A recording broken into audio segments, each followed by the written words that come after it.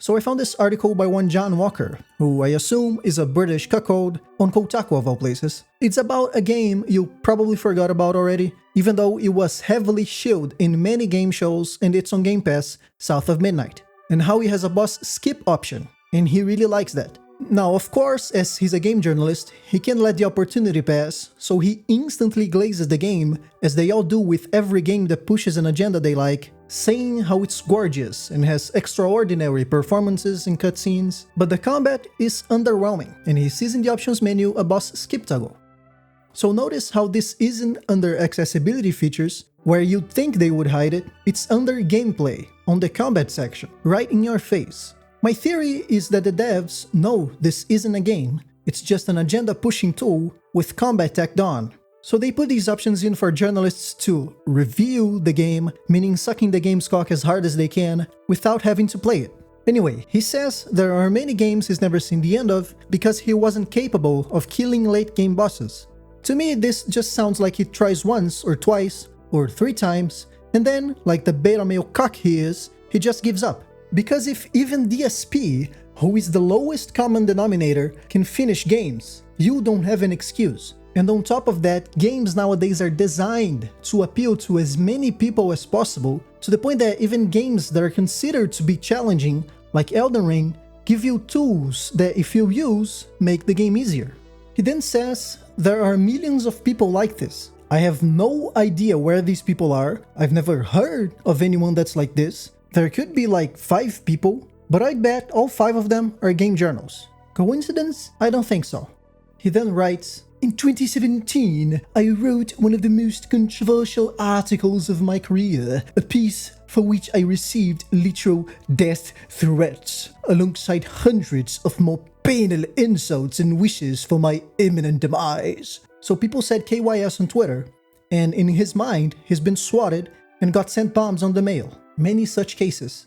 As someone battle-hardened by Gamergate, it takes quite a bit for the scale of backlash to take me by surprise, and while I knew it would piss some people off, I didn't predict the volume. I wrote an article suggesting that boss fights should be skippable. Imagine my temerity. So this article was probably the highlight of his career, and after that, nobody gave a single fuck about his opinion, except for nobodies like me wanting to make content. In this article, he says that combat should be skippable, and people that are against this are as if that's bad. He also says that welcoming the outsider is how a society broadens and blooms. The irony being that his place of living, the UK, did just that, and let's say it's not working very well. This pussy wants to play games where the main gameplay involves combat, and he wants to be able to skip that. He doesn't realize that if you skip combat in games where most of the gameplay is combat, you're gonna be left with an environment to walk around in and a mediocre story, especially when compared to books and movies. What he wants is to play Stardew Valley and Animal Crossing, you know, games for women, but he wants to do that in Doom. And it's fine if you want to play these games for women. I'm gonna call you a fag, but it's fine. But by having the option to skip combat, you make it meaningless. Overcoming a challenge means way less when you have the choice to skip it. He also says that back in the day, cheat codes were commonplace, and you could use them to pass through sticking points. So what's the problem? This is a false equivalent. Cheats have a stigma. If someone uses cheats to complete a game, the average gamer is going to dismiss that achievement. Having an option in front of your face allowing you to skip a challenge cannot have a stigma anywhere near the same level. He probably thought he was pushing the boundaries here, but the truth is that he's just a fat fucking retard that can't finish games because he's bad at them even though he's been playing games for 20 years or whatever. Let us now look at who this person is. He has a Twitter.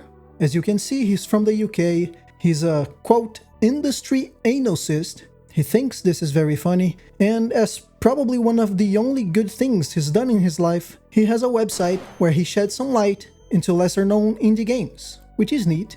And if you scroll down a bit, you'll see a pinned post that reads, "Oh, for heaven's sake, follow me over at Blue Sky. Unless you're horrid. If you're horrid, you're actually not allowed."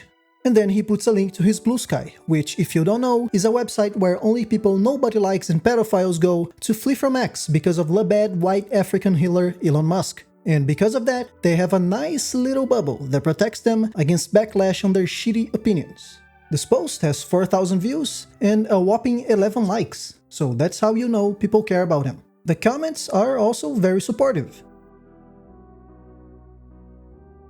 While scrolling through his timeline, you can find this picture of him, and it's a treat.